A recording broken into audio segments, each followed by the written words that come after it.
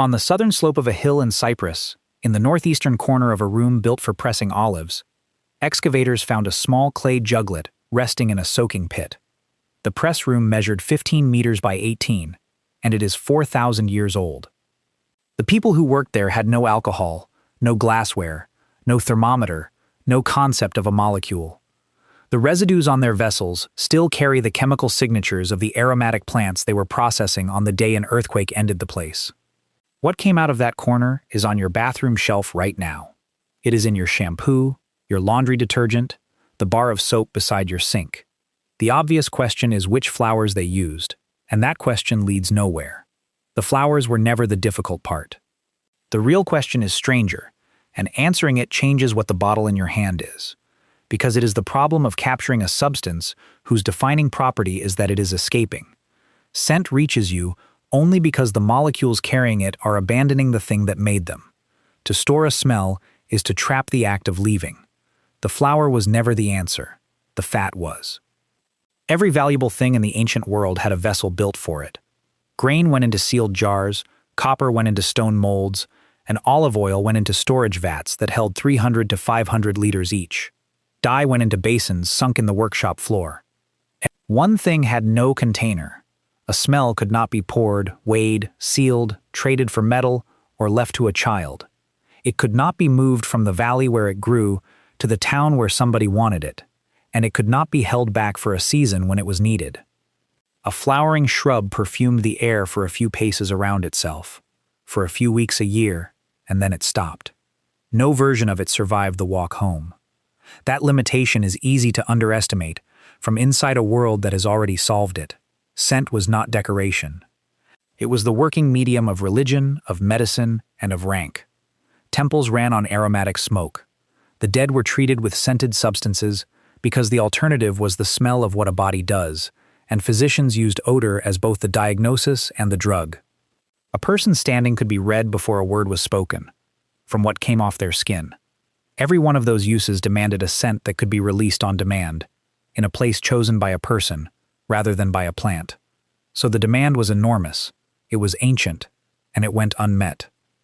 Egyptian evidence for the deliberate use of aromatics runs back into the 4th millennium before the Common Era, which puts more than 2,000 years between the first attempts and the Cyprus workshop. These were not simple societies. They ran settlements of 30 hectares with dedicated industrial quarters. They had metallurgy, weaving, dye chemistry, and controlled fermentation. They could take a green rock out of a hillside and turn it into a bronze blade. They could not take the smell out of a flower. The thing they wanted was not rare, it was not hidden, and it was not far away. It grew within arm's reach of them, every spring, in every valley on the map. Not one of them could get it out. Hold a lily and the scent is there, unmistakable, at the distance of a hand. Now take it out of the flower. Crush the petals and the result is a green pulp that smells of cut leaves and almost nothing of the flower it came from. Dry them, and the scent goes out with the water. Boil them, and the tissue breaks down long before the aromatic compounds agree to leave. Steep them in water, and the water stays water. Nothing in the kitchen and nothing in the workshop moves that compound into a form that can be kept. Every direct approach fails, and each one fails for a different reason, which is why the failure looks like bad luck rather than physics. It is physics. A smell reaches a nose only because molecules are departing from the surface that holds them, drifting into the air, and traveling on their own.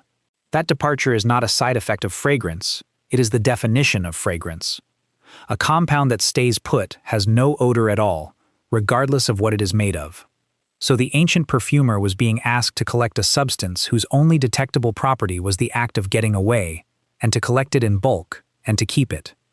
Centuries later, Pliny circled the same problem from the accountant's side. Pearls and jewels pass to an heir, and garments last a while. Unguents, he wrote, lose their scent instantly, and die in the very hour they are used. He was describing vapor pressure in the language of estate law, and he had no way of knowing that was what he was doing. The hillside above the Cyprus workshop still carries 16 endemic aromatic species, part of more than 50 botanical relics that the Berne Convention placed under protection in 2002. The raw material was never scarce. There was one exception to all of this, and it made the problem look worse rather than better. Ancient people were not working without any stable aromatic material. They had one, and they had only one: resin. A cut in the bark of a pine, a terebinth, a pistachia, and the tree seals its own wound with a thick exudate that hardens in the air. The scent stays inside that hardened lump for years. It can be carried across a desert, buried with a body, weighed on a balance, and exchanged for silver. This is why the oldest evidence for the deliberate use of aromatics, in almost every region that has been excavated, is resin rather than flowers.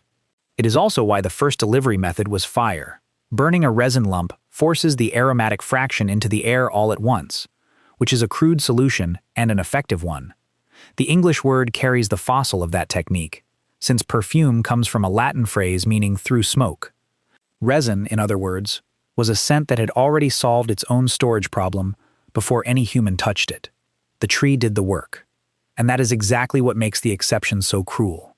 There is no procedure, at any temperature, with any tool available in the Bronze Age or now, that turns a lily into a lump of resin. A rose does not exude, a lotus does not harden. The one aromatic material that could be owned was the one aromatic material that nobody could manufacture. Everything else, which is to say the entire flowering world, stayed exactly where it started. So the exception did not open a route through the wall. It illuminated the wall. It showed that the difference between a scent that can be kept and one that cannot lies in the physical state of the material carrying it, not in skill or effort. That difference can be measured, and it comes down to 3 numbers. The fragrant part of a rose petal is a rounding error. Measured across commercial plantations in Bulgaria, a ton of petals yields somewhere between 150 and 480 grams of oil. Put the other way, a single kilogram of rose oil takes 3,000 to 4,000 kilograms of petals. That is the first number, 3 tons of flowers, cut by hand, to fill one bottle the size of a fist. It means the target is not hidden inside the flower so much as diluted through it. The dilution also moves while the picker works. Roses cut at 5 in the morning carry more than 4 times the oil of the same bushes cut at 5 in the afternoon. The compound is leaving the petal while the harvester walks down the row. The second number describes what happens when that material meets water. Limonene, the compound behind the smell of citrus peel, dissolves in water at roughly 14 milligrams per liter, which is close enough to nothing to behave like nothing. Linalool, the lavender compound, is more than 100 times more soluble at about 1,600 milligrams per liter. It is still, by any working standard, insoluble. Water is not a weak solvent here. It is the wrong kind of solvent. Every one of these compounds is built on a hydrocarbon skeleton that carries no charge, and water is a polar liquid with nothing to grip. The two refuse each other. The third number is a temperature, and it closes the last door. Limonene boils at 176 degrees Celsius, geraniol at 230, eugenol at 254. Water boils at 100. A pot of boiling flowers never approaches the temperature at which the aromatic fraction vaporizes. Heat the petals dry instead, and the plant tissue chars long before those thresholds arrive. The heat that drives the compound out is higher than the heat that destroys the thing storing it. There is no window. It is worth stopping on what these 3 numbers have in common. They are not 3 separate obstacles that a cleverer workshop might have picked off one at a time. They are one obstacle seen from 3 angles. The molecule is small, it carries no charge, it prefers oil, and it is barely held at all. That is why it smells, why water ignores it, and why fire destroys its container before releasing it. Every property that makes it valuable is the same property that makes it uncatchable. No amount of hotter fire and no finer press was ever going to solve this. The answer was not a better tool. It required a third substance, standing between the flower and the air, that nobody had any reason to go looking for. Nobody in this part of the story was trying to make perfume. Olives were pressed because a household needed food, and because a lamp needed fuel. Animal fat was rendered because meat had to survive a season, and because tallow burned. Resin was thrown on a fire because a god was owed smoke. 3 lines of work, running in parallel for thousands of years, none of them aimed at bottling a smell. The Cyprus site makes the point better than argument because of where the perfume laboratory sits. It is not a separate building. It is not even a separate room. It occupies the northeastern corner of the Olive Press Hall, and it came to light in 2003, on a floor covered with milling stones and pressing weights. The same hall stored the oil. The waste left from pressing that oil was carried next door and burned as fuel in the copper furnaces. By 2000 before the Common Era, those furnaces were running a complete production line from ore to finished blade. Along the western side of the same complex, 35 loom weights and 35 spindle whorls mark the position of a vertical loom, with dye basins beside it. The same walls enclosed a wine room, cosmetics ground in multi-bowled stone mortars, and medicinal preparations that have left traces of opium and ephedrine in the soil. This was an industrial building, and perfume was one activity inside it, sharing a floor with lunch. That adjacency is the whole event. Two materials that had no business meeting sat within a few paces of each other for generations. Fat and oil steel smell. The transfer runs one way, out of the aromatic material and into the fat, and it does not reverse. Anyone who has stored butter beside an onion has run the experiment. In a food store, this is a defect, and every culture that keeps oil guards against it. In a room that holds pressed oil at one end and aromatic resin at the other, it stops being a defect. Somebody working in that corner noticed that a fat left in contact with something aromatic did not go back to being neutral afterwards. There is no name attached to this. No text records a moment of recognition, and no workshop kept a founder's account. What survives is a floor plan, a set of residues, and a body of experimental archaeology that has rebuilt the vessels and run the process. The pollen and plant remains trapped in that floor point to species growing on the island itself, with no imported ingredient in the material examined so far. In 2006, a team reproduced the Cyprus pottery without a wheel, fired it in a ground kiln, and used it to process rosemary, lavender, marjoram, and myrtle into oil. The technique worked, which establishes that the interpretation is possible rather than that it is proven. The reconstruction offered here is the most plausible one the evidence supports, and it remains a reconstruction. What can be stated without hedging is the physical result.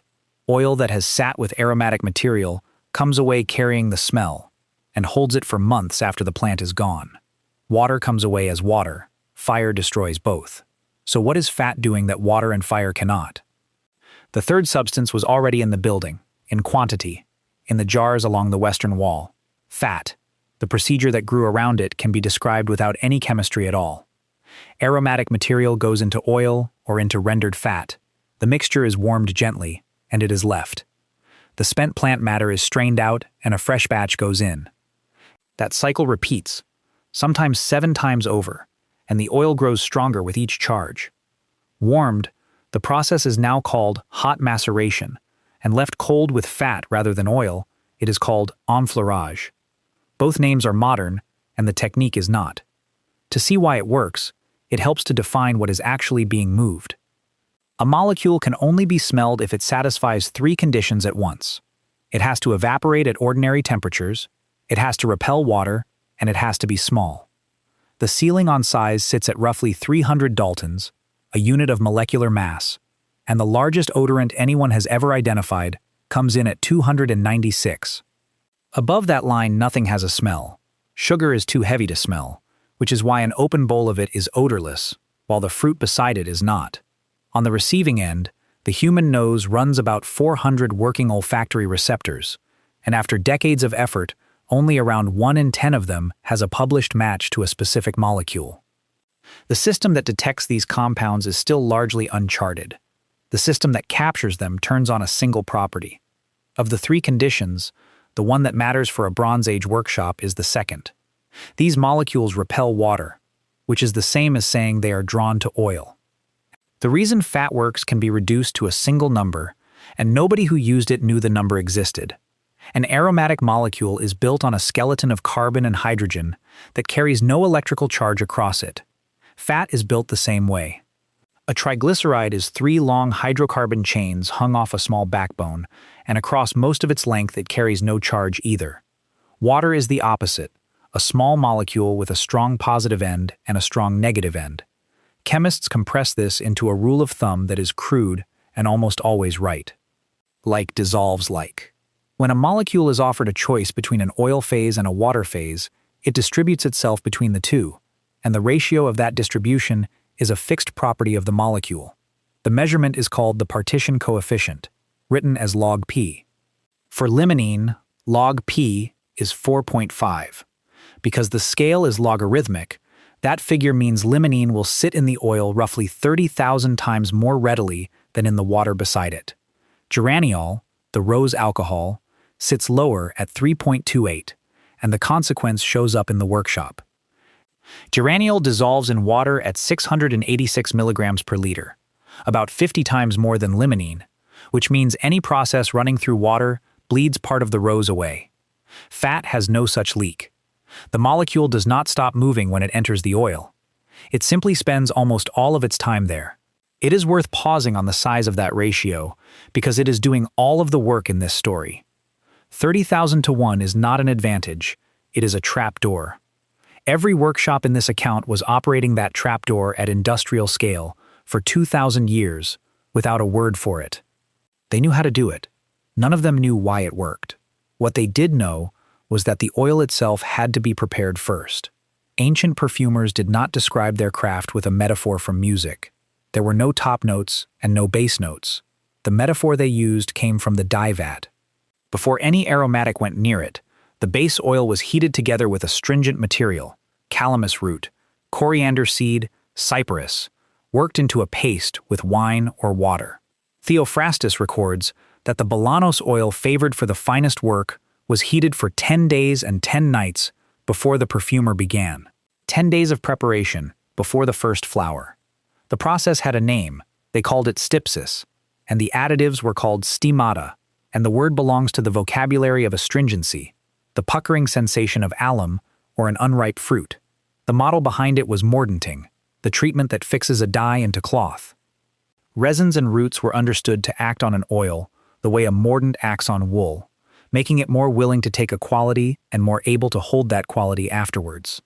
A different final scent called for a different styptic agent, exactly as a different color called for a different mordant.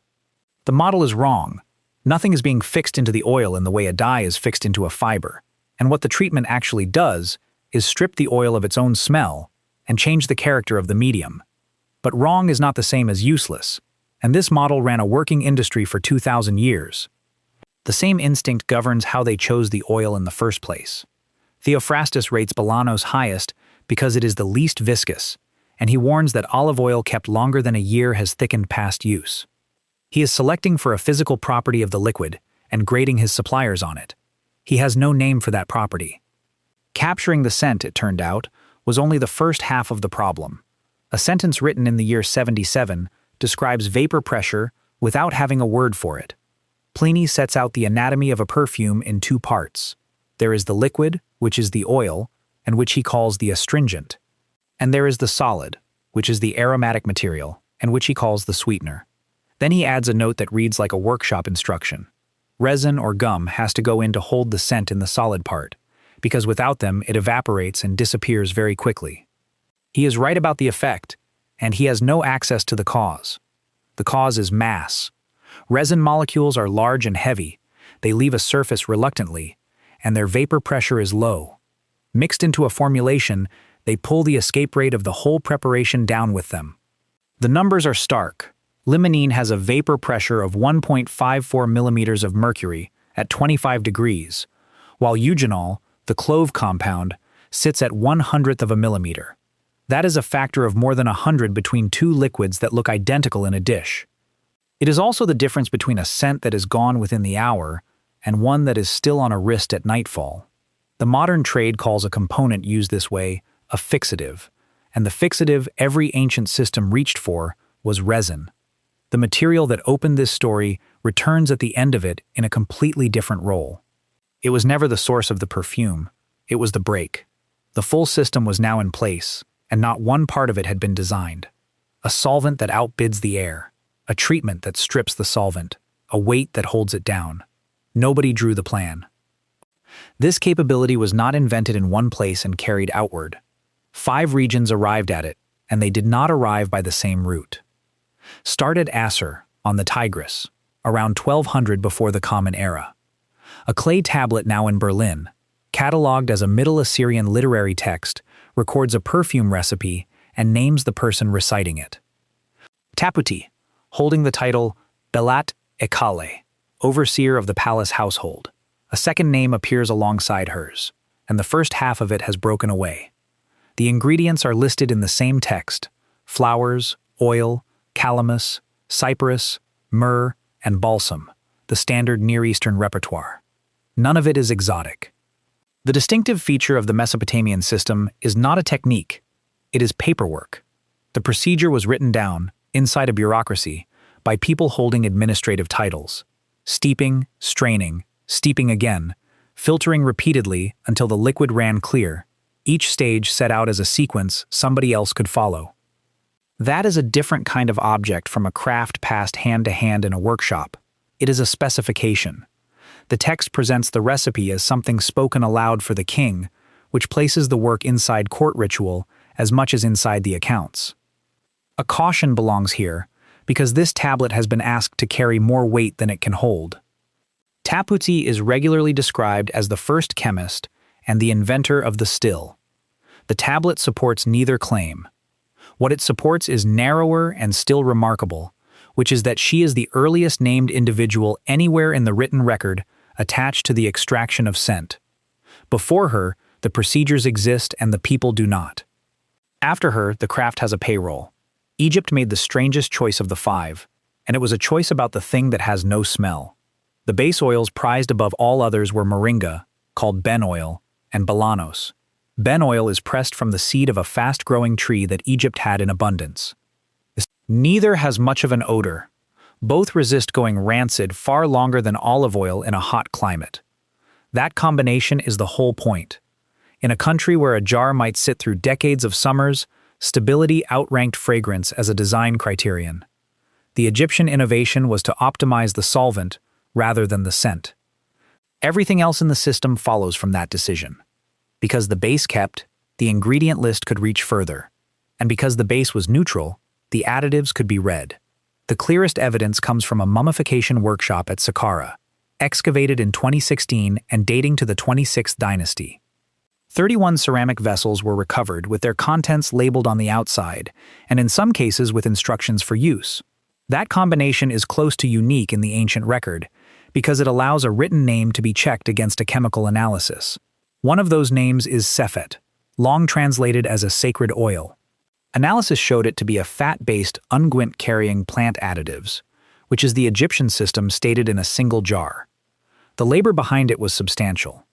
The lily perfume, known as susanum, required more than 3,000 flowers, harvested and worked over 3 days, for one batch. 3,000 lilies, and the oil they went into was chosen because it smelled of nothing and lasted. Cyprus ran the same chemistry and distributed it in the opposite direction. In Egypt, scent was administered. Production and use sat with the pharaoh and the priesthood, and control of it was an expression of power. On Cyprus, the excavators described something closer to a household activity. Perfume bottles and ointment jars turn up in tombs across the island from every period, and they turn up regardless of the status of the person buried.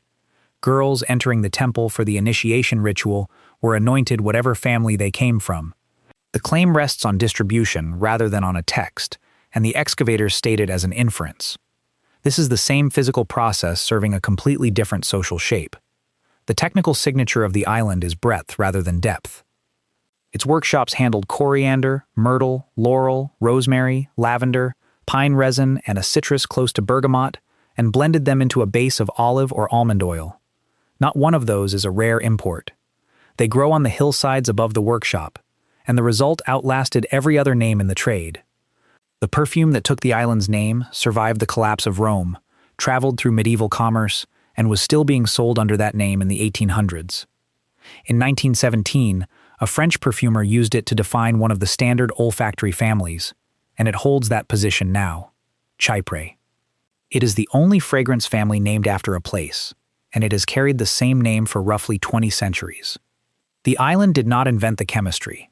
It made it ordinary, and then it made it permanent. Mycenaean Greece did not have a word for perfumer. It had a word for the man who boils the ointment. In the Linear B tablets from the palace at Pylos, the trade is written A-re-pa-zo-o, and that is what it means literally. The name of the profession is the physical action. One tablet carries a phrase read as spices to boil in the oil, followed by a list of what was issued: cyperus, coriander, wool, wine, honey. The list mixes plant matter with materials that were not aromatic at all. Wool and honey sit on the same line as the spices. This is not a recipe in the modern sense. It is a disbursement record. The distinctive feature of the Aegean system is state accounting, and the tablets exist because somebody had to answer for the quantities. Raw materials were issued to named workers against a specific job, and the palace held the monopoly. The finished oil left in stirrup jars that turn up around the Aegean and beyond, which makes this the paperwork of an export industry rather than a kitchen. The precision runs down to the level of the writing system itself. A study published in 2025 works through a sign that appears on exactly 3 Pylos tablets, all of them concerned with issuing materials to the ointment boilers. The authors argue it stands for a tuberous root, and that the scribes chose a picture over a spelling to keep it from being confused with a second commodity on the same tablet. The word it replaces is written out in full on only 4 tablets in the entire corpus. That is the level of care being applied. A clerk was worried about a reader mixing up a root with a fleece. A second road opens further east, and it does not use fat at all. Instead of holding the molecule in a solvent, the idea is to separate it out. Heat the plant material with water, capture the vapor that comes off, cool it, and collect what condenses. The aromatic fraction and the water separate on standing, and the oil can be lifted off the top. This is distillation, and it changes the economics of the whole trade, because the product is no longer scented oil, but the scent itself. The earliest surviving systematic manual of the craft comes out of 9th century Baghdad. Al-Kindi, who lived from about 801 to 873, wrote a book on the chemistry of perfume and distillations. It contains 107 recipes, organized into 3 groups by method rather than by occasion. One group covers substitutes for costly materials. One covers fragrant oils and ointments, and the third is given over entirely to distilled aromatic waters. That third group is the new thing.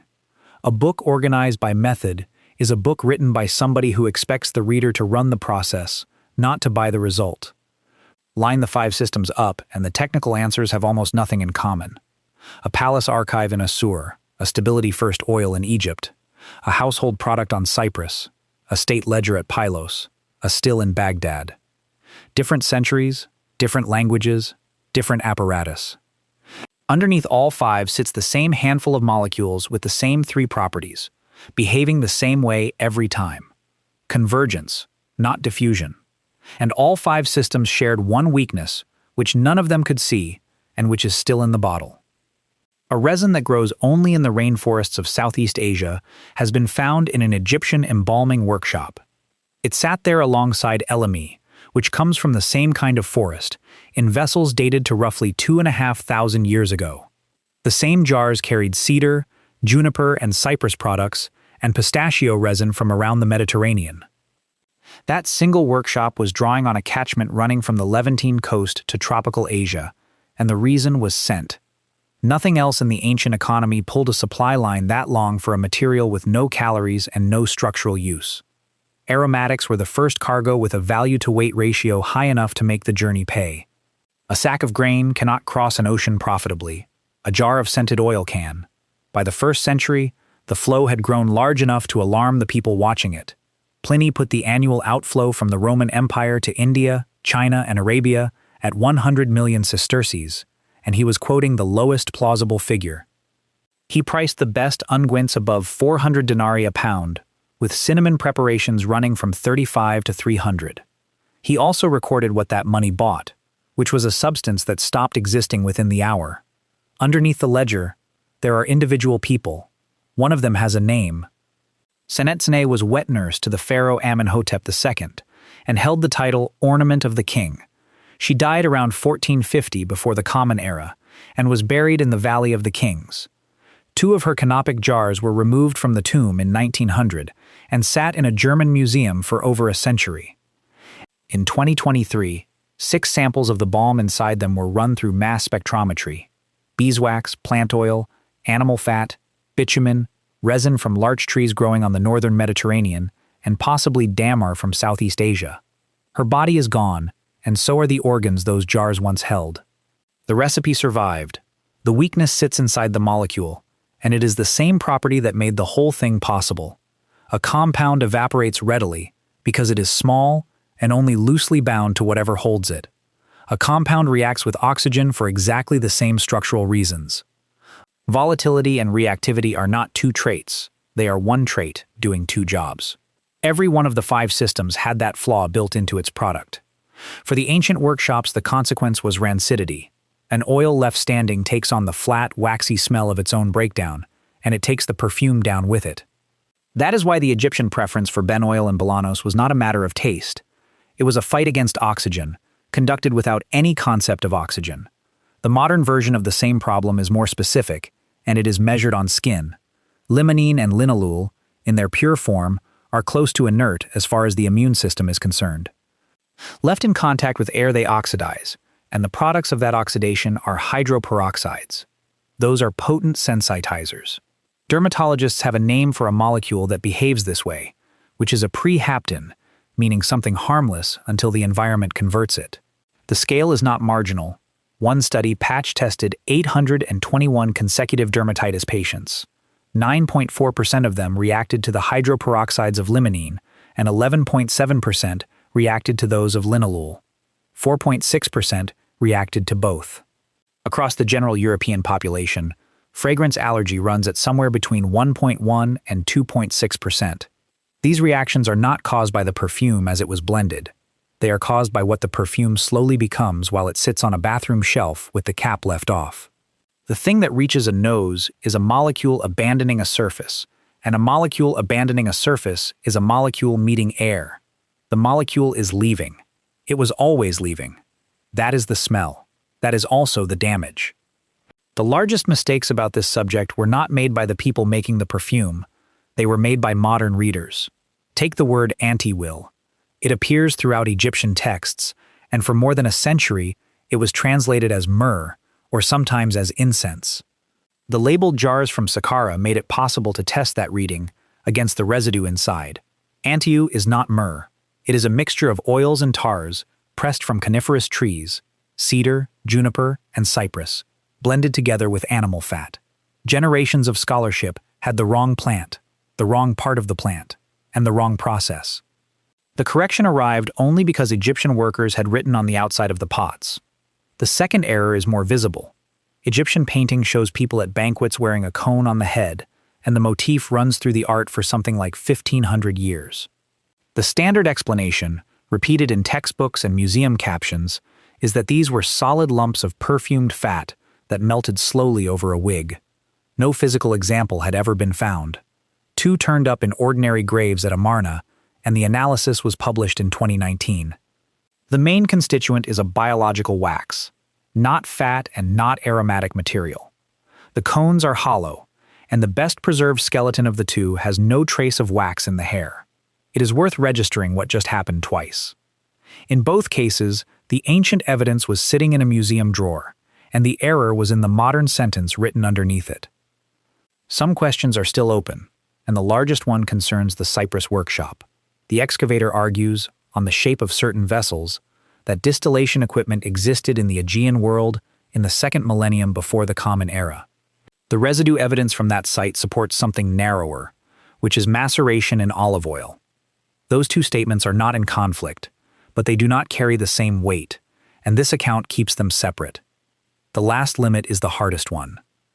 In 2022, a portable mass spectrometer was carried into a museum in Turin and pointed at 46 vessels, cups, and lumps from a single tomb. Ka and Merit died around 3,500 years ago, and most of their sealed jars had never once been opened. The instrument read, "The molecules still coming off them." What it read was not the perfume. It was the breakdown product of a perfume after 3,000 years of chemistry.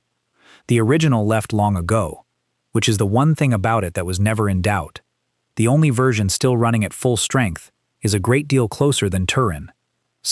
Stand in front of the cabinet in your bathroom, open it, and look at what is actually in there. Almost nothing in there is odorless, and almost none of it needs to smell of anything to do its job. The shampoo is scented, so is the conditioner, the shower gel, the shaving foam, the deodorant, the toothpaste, the hand cream, and the bar of soap in your shower.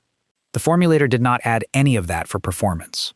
Walk through to the kitchen, and the laundry cupboard holds a second collection of the same thing: detergent, softener, the sheets you drop in the dryer, the spray for the counter, the liquid for the floor. None of those jobs requires a smell in order to be done well. Every one of those products contains an oil phase, and the reason is not tradition. The fragrance will not stay in the bottle without one. The oil holds the molecule. The oil slows it down. And somewhere in the formulation there is a heavier material whose only job is to sit underneath the light compounds and stop them running off at once. That is the resin problem, solved with different chemistry and the same physics. Nobody in the factory calls it that. This is not a comparison. The partition coefficient in the bottle on your shelf is the partition coefficient that filled a clay juglet in a Cyprus press room 4,000 years ago. It is not a similar principle, and it is not an ancestor of the principle. It is the same number, describing the same behavior in the same family of molecules that reach your nose. Limonene has not changed its mind about water in the intervening 4,000 years. The industry that fills your cupboard is running a Bronze Age discovery at a scale the Bronze Age could not picture, and it is running it for the same reason. Scent has to be held down, or it leaves. The mechanics of that holding are the whole of this story. The person who worked it out has no name. There is no founder, no workshop record, no moment written down. The archaeology gives a floor plan and stops. What there is instead is a corner of a room built for pressing olives, a pit for soaking, a set of small jugs, and residues of plants that grew on the hill above. Somebody stood in that corner with a jar of fat and something aromatic beside it, and noticed that the fat had changed. They did not know about molecules. They did not know that the compound they were chasing was too small to see, too light to hold, and already halfway into the air. They did not know why the fat kept it. They knew that it did, and they wrote the procedure down for somebody else to follow, and that is how it reached the shelf beside your sink. 4,000 years later, in a room with a mirror and a tap, the flowers are still leaving. The fat is still holding on.